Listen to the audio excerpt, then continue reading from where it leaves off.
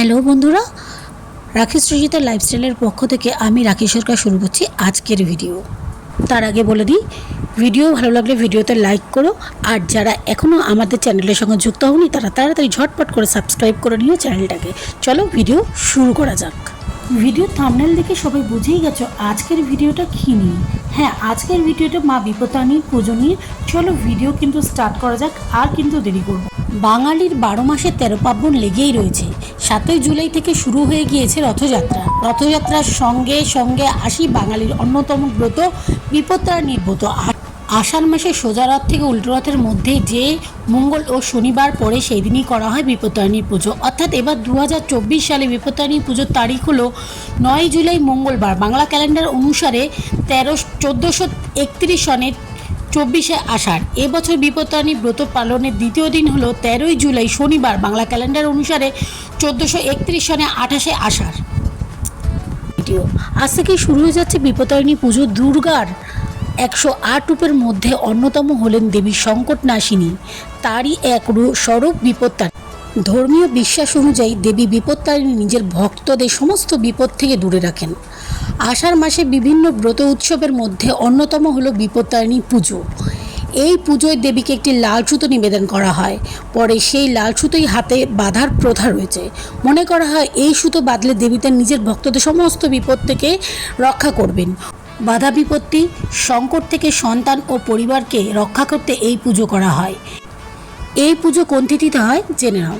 আষাঢ় মাসে সোজা রথ ও উল্টো রথের মাঝখানে যে শনি ও মঙ্গলবার থাকে তাতেই বিপত্তারিণী মায়ের পুজো হয়।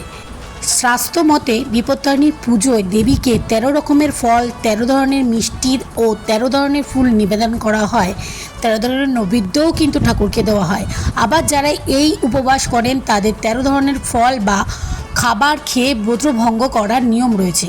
অনেক জায়গায় পুজো শেষে 13টি লুচি ও 13 ধরনের ফল খাওয়ার প্রথা রয়েছে, যে নিয়ম অবশ্যই মেনে চলবেন। বিপত্তারিণী পুজোয় দেবীকে লাল সুতো নিবেদনের প্রথা রয়েছে। এই লাল সুতো 13টি গিঁট দেওয়া থাকে, সঙ্গে 14টি দূর্বা বাঁধা থাকে এই ধাগায়। পুজোর শেষে এই সুতো হাতের কবজিতে বা বাহুতে বেঁধে নেওয়ার নিয়ম রয়েছে। ছেলেদের ডান ও মেয়েদের বাঁ হাতে এই লাল সুতো বাঁধতে হয়। শাস্ত্র মতে অন্তত 3 দিন এই সুতো রাখা উচিত। অনেকে বছরভর মঙ্গল ও শনিবার বিপত্তারিণী মায়ের ব্রত ও পুজো পালন করেন, তবে তার পুজো সব থেকে বড় উদযাপন হয় আষাঢ় মাসে 2টি রথের মাঝেই। সাধারণত পরিবারের মঙ্গল কামনায় এই ব্রত পালন করে মহিলারাই, তবে পুরুষরাও ব্রতী হন। 13টি ফুল এবং 13টি ফল নিবেদন করা হয় বিপত্তারিণী দেবীর পুজোয়। 13 গাছি লাল সুতো, 13টি ফল কেটে এবং 13টি ফল গোটা নিবেদন করা হয় মায়ের পুজোতে। ব্রত পালন করলে সেদিন চাল বা অন্য জাতীয় খাবার গ্রহণ করা যাবে না। এই পুজোর তিথিতে ঝগড়া বিবাদ থেকে বিরতি থাকুন। বিপত্তারিণী পুজোর আগের ও পুজোর দিন আমিষ খাওয়া উচিত নয়, এমনকি চাল বা গমের কোনো জিনিস খাওয়া উচিত নয়। এ সময় পরিষ্কার পরিচ্ছন্ন স্থানে বিপত্তারিণী পুজো করা উচিত, তা না হলে পরিবারের সুখ শান্তি নষ্ট হয়। পুজোর সময় কারোর সঙ্গে কথা বলবেন না, তা না হলে দেবী আপনার ওপর রুষ্ট হতে পারেন। অপমান ও কুরুচি মন্তব্য করা থেকে বিরতি থাকুন। বিপত্তারিণী পুজোর দিন কাউকে টাকা ধার দেওয়া উচিত নয়। মনে করা হয় ওই দিন কাউকে ঋণ দিলে তা ফিরে পাওয়া যায় না। আবার এই পুজোয় কাউকে চিনি দিতে নেই, এরকমও শোনা যায়। এর ফলে সংসারে অশান্তি ও অর্থাভাব দেখা দিতে পারে। পুজোর সময় মহিলারা সাজ শৃঙ্গার করে পুজো করবেন। আজ 24শে আষাঢ়, আজ তো মঙ্গলবার। আজ একটা পুজো কিন্তু বিপত্তারিণী হয়েই গেছে, আর একটাই লাস্ট পুজো আছে 28শে আষাঢ় শনিবার। যারা যারা মঙ্গলবার আজকের দিন উপোস করতে পারোনি, পুজো করতে পারোনি, তারা কিন্তু অবশ্যই শনিবার দিন লাস্ট, ওই পুজোর দিনেই পুজোটা করে ফেলো।